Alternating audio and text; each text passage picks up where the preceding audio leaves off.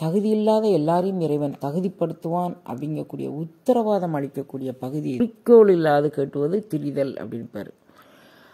அங்கே இங்கும் எந்த விதமான இலக்கும் இல்லாமல் அலைதற்கு பேர் தான் திரிதல் அப்படின்னு. அப்போ அந்தங்கிறது நம்மளுடைய நிறைநிலை அனுபவம். ஆதி என்பது நமது உச்சந்தலையில் பெறக்கூடிய அனுபவம். முதல்ல 6 ஆதாரமும் கடந்து உச்சந்தலையில் பெறக்கூடிய அனுபவம் முதல் அனுபவம், அது ஆதி அனுபவம்.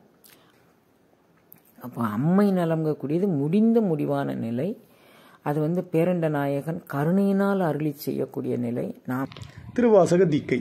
திருவாசக தீக்கை என்பது திருவாசகத்தின் 4 நெடும்பாடல்கள், அதாவது சிவபுராணம், கீர்த்தி திருஅகவல், திரு அண்டப்பகுதி மற்றும் போற்றி திருஅகவல் ஆகியவற்றை ஓதி திரு அண்டப்பகுதியினை 108 முறை ஓதி கும்ப ஜபம் செய்து அக்கும்ப நீரினால் தீக்கை பெறுபவர்களை நீராட்டுவது.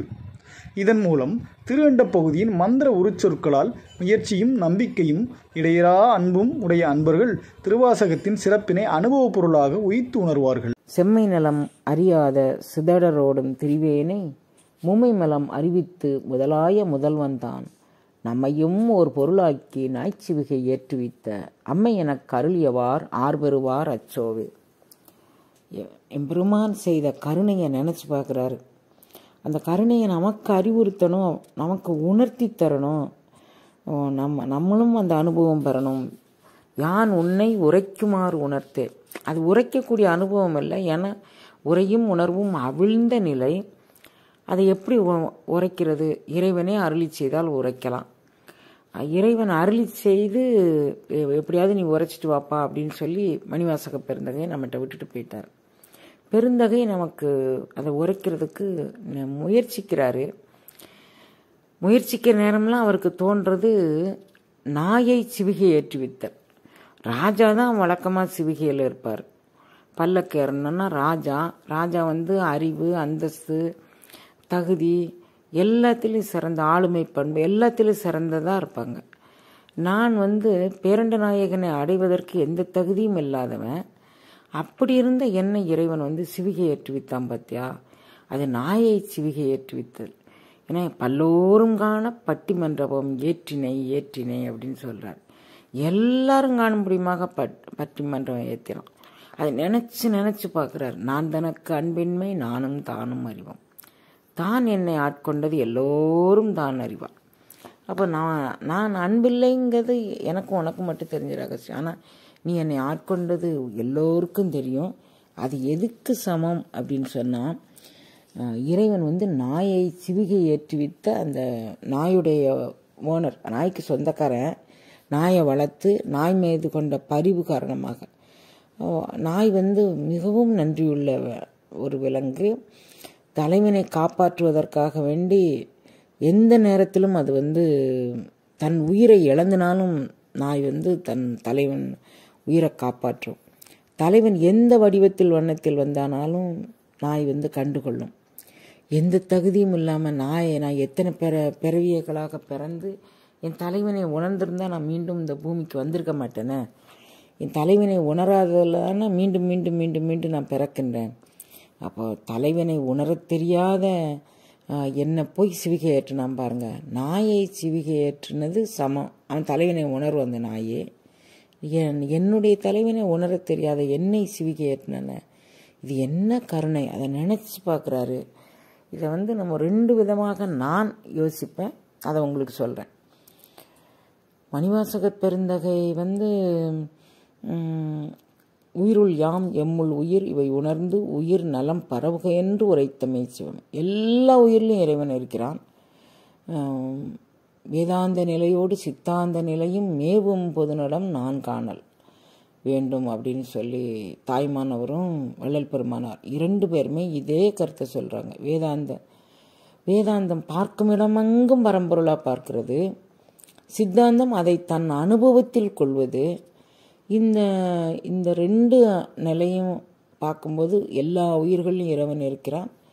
அப்போ அதை உணர்ந்து இந்த உயிர்கள் இப்படியெல்லாம் தவிக்கும் அப்படின்னு நினச்சி அதை தன் மீது ஏற்றிக்கொண்டு பாடுவதாக ஒரு பொருள் கொள்ளலாம். இன்னொரு பொருள், நம்ம எல்லார் மாதிரியுமே பெருமான் அன்னை வயிற்றில் பிறந்து, ஆனால் அன்னை வயிற்றில் பிறந்த அனைவரும் அனுபவிக்கக்கூடிய அனுபவம் தான் அந்த அனுபவம் அப்படிங்கிறத நமக்கு பறைசாற்றுத்தார். 2 வகையிலையும் நான் எடுத்துக்கொள்வேன். எல்லாருக்கும் இது முடியும் அப்படின்னு நினைக்கும்போது, அவர் அவதார புருஷர், அவர் வந்து இறைவனால் வருவிக்க வந்தவர்னு சொன்னால் அவங்களால முடியும், நம்மளால் முடியாது அப்படின்னு நம்ம பின்னடைவு ஏற்பட்டுலாம். ஆனால் பெருமான் வந்து என்னையும் ஒரு பொருட்டாக்கி அப்படி பல இடங்களில் சொல்லார். அப்போ இந்த பாடலையும் அதே இதை சொல்கிறாரு. எதனால் அப்படின்னா, தகுதி இல்லாத எல்லாரையும் இறைவன் தகுதிப்படுத்துவான் அப்படிங்கக்கூடிய உத்தரவாதம் அளிக்கக்கூடிய பகுதி இது. அதை நான் எப்படி இருந்தேன், சீலம், நோன்பு, அறிவு, செறிவு இது எதுவும் இல்லாமல் வாழ்ந்தேன். செம்மை நலம் அறியாத சிதடரோடும் திரிவேன்.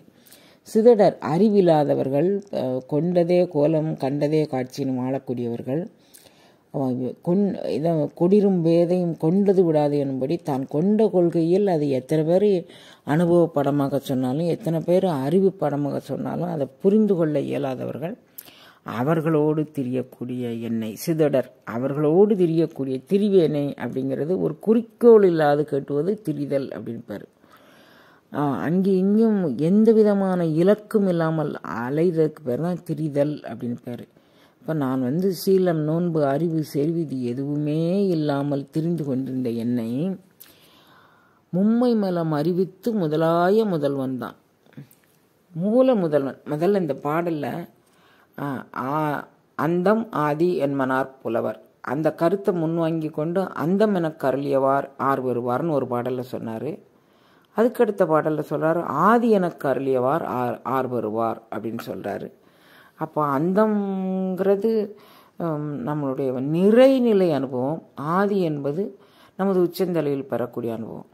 முதல்ல 6 ஆதாரமும் கடந்து உச்சந்தலையில் பெறக்கூடிய அனுபவம் முதல் அனுபவம், அது ஆதி அனுபவம். அந்த அனுபவம் எல்லையற்ற பரம்பொருளை எல்லை கடந்த இடத்தில் பெறக்கூடியது அந்த அனுபவம். அப்போ இறைவன் வந்து அவன் அந்தத்தையும் தந்தான், ஆதியையும் தந்தான். ஆதியை பெற்றாதானே அந்தத்தில் போய் நிற்க முடியும். அப்போ உடல் சார்ந்த அனுபவத்தை உச்சந்தலையிலும், உடல் கடந்த அனுபவத்தை நிறைந்த அனுபவத்தை நிராதாரத்திலும் அது நமக்கு உணர்த்தினதை செம்மை நலம் அறியாத சிதடரோடும் திரிவேனே. இது எப்போது நடக்கும் அப்படின்னா, மும்மை மலம் அறிவித்து 3 மலங்கள், ஆணவ மலம், மாயாமலம், கர்ம மலம், 3 மலங்கள் இருக்க வரைக்கும் இதை உணர முடியாது. அப்போ அந்த மும்மை மலம் அறிவித்து முதலாய முதல்வன், அவன்தான் மூல முதல்வன், அவன்தான் ஆதி அந்தம் அனைத்துக்கும் சொந்தம். முதலாய முதல்வன் தான் அந்த பரம்பொருள் எனக்கு என்ன கருணை செய்தான் தெரியுமா? நம்மையும் ஒரு பொருளாக்கி என்ன ஒரு பொருட்படுத்தி, அதாவது சீலம், நோன்பு, செறிவு, அறிவு இல்லாத என்னை பொருட்படுத்தி நாய்ச்சிவிகை ஏற்றுவித்த இறைவன் வந்து என் நாய்க்கு சிவிகை ஏற்றுதல் அரசனுக்கு சமம். ஒன்றுக்கும் பத்தாத தன்னையும் சிவிகை ஏற்றுவித்தான். நாய்ச்சிவிகை ஏற்றுவித்த அம்மை எனக்கு அருளியவார் ஆர் வருவார் அச்சோவே. அம்மை நலம் அப்படிங்கக்கூடியது ஆதியையும் அந்தத்தையும் உணர்ந்து அந்த அனுபவத்தில் தோய்வதற்கு பேர் அம்மை நலம் அப்படின்னு பேர். அப்போ அம்மை நலங்கக்கூடியது முடிந்த முடிவான நிலை. அது வந்து பேரண்ட நாயகன் கருணையினால் அருளி செய்யக்கூடிய நிலை. நாம் எந்த முயற்சி பண்ணானாலும் நம்மளுடைய பயிற்சி முயற்சிகள் நம்ம உச்சந்தலையோடு நின்றுக்கும். அதை ஈர்த்து பற்றி பிடித்து நம்ம வெளியே நிராதாரத்துக்கு கூட்டிகிட்டு போகக்கூடியது இறைவன் செய்யக்கூடிய கருணை அப்படிங்கிறதுனால அதை அம்மை நலம் அப்படிங்கிறாரு. அம்மை நலம் எனக்கு மும்மை மலம் அறிவித்தால் அம்மை நலம் கிடைக்கும். மும்மை மலத்தை நம்மளால் மட்டும் முயற்சி பண்ணி அறிவிக்க முடியாது. இறைவனுடைய கருணையோடு சேர்ந்து நாம் சரணாகதி செஞ்சோன்னா இறைவனே அதை அறிவித்து தருவான் அப்படிங்கக்கூடிய ஒரு பெருங்கருணையை இறைவன் அவர் சொல்கிறாரு. மும்மை மலம் அறிவித்து முதலாய முதல்வன் தான் அம்மை நலம் எனக்கு அருளியவார். அந்த நலத்தை அவன் மட்டுமே அருள முடியும். அது எனக்கு அவன் அருளி செய்தது, வேற யார் வருவார் அப்படின்னு சொல்கிறாரு. இப்போ இறைவன் அருளி செய்யும் அந்த அம்மை நலம் பெருந்தகைக்கு கிடைத்தது. நான் பெற்றேன், நீங்களும் பெறலாம் அப்படின்னு ஒரு உத்தரவாதமாக சொல்லக்கூடிய பகுதி இந்த பகுதி. இந்த பகுதி தான் இப்போது நம்ம கையில் இருக்க புக்கில் ஒரு நிறைவு பகுதியாக இருக்குது. நான் உங்களுக்கு இந்த திருவாசகத்தை பற்றி விளக்க உரை எழுதின புத்தகத்தில் நான் சொல்லியிருக்கிறேன். எனக்கு வந்து சிவபுராணமே நிறைவு பகுதியாக இருக்கலாம் அப்படின்னும், ஒட்டுமொத்த புத்தகத்துக்கும் சிவபுராணம்னு பேர் வச்சிருக்கலாம் அப்படின்னும், அப்புறம் அதனால் பலன் சொல்லும் பரிதமாக இது பிறவி வேறருக்கும் நமக்கு சிவபுரத்தை பெற்றுத்தரும், செம்மை இது வந்து பொய்யா எனவெல்லாம் போய் அகழ்விக்கும், மெய்யை தரும் அப்படின்னு நிறைய அது பலன் சொல்லும் விதமாகவே அதில் கொண்டுட்டு போயிருக்கிறாரு. இப்போ நாம் அந்த மாதிரி பெரிய விரிவாக்கம் எல்லாமே முதல்ல நம்மளுடைய திருவாசகம் முழுமை பகுதியிலையும் நம்ம விளக்கி இருக்கிறோம். இப்போ சும்மா அன்பர்களம்மா இந்த பாட்டுக்கு எங்களுக்கு விளக்கம் வேணும், அந்த பாட்டுக்கு எனக்கு விளக்கம் வேணும்னு கேட்குறதுக்காக வேண்டி ஒவ்வொரு பதிகத்தை எடுத்து நான் அப்படி சொல்கிறேன். நான் வந்து எப்படியெல்லாம் வாழ்ந்தேன், மூர்க்கரோடு வாழ்ந்தேன். அப்படி மூர்க்கரோடு வாழ்ந்த என்ன சிவமாம் தன்மை தந்தான், எனக்கு சித்த மலம் அறிவித்து சிவமாக்கினான் அப்படின்னு. அப்போ ஒவ்வொரு ஜீவனும் சிவம் ஆக முடியும் அப்படிங்கக்கூடிய உத்தரவாதத்தை தருவது இந்த பகுதி. சித்தமலம் அறிவித்து சிவமாக்கினான். அது மட்டுமா, சிறுநெறிகள் சேராமல் திருவருளே சேரும் வண்ணம் செய்தான். அப்போ நம்ம ஒவ்வொரு ஜீவருடைய இலக்கும் சிவநெறி சேர்ந்தது தான், சிறுநெறி சேரக்கூடாதது தான். அதை எனக்கு அறிவித்தான். இதெல்லாம் நம்மளால் முடியாதது, இறைவன் கருணையால் முடியக்கூடியது அப்படிங்கிறதுனால இதை தனித்தனியாக சொல்லியிருக்கிறார். கூத்தன் தன் கூத்தை அறிவித்தான். அப்போ கூத்தன் வந்து அவனுடைய கூத்தை அறிவிக்கலை அப்படின்னா அது எங்கேருந்து கூத்து ஆடணும்? அந்த கூத்தை மூலாதாரத்திலேருந்து ஆடணுமா, சகசரதளத்திலேருந்து ஆடணுமா அப்படின்னா ஆதாரத்திலும் நின்று அந்த அனுபவத்தை பெற்றுக்கொண்ட பிறகு தான் நிராதாரத்துக்கு போக முடியும்.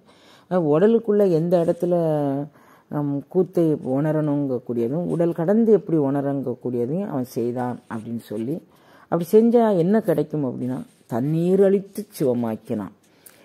நீரழித்தல்ங்கிறது நம்ம உடலை இந்த ஊன் சார்ந்த குற்றம் நீங்கி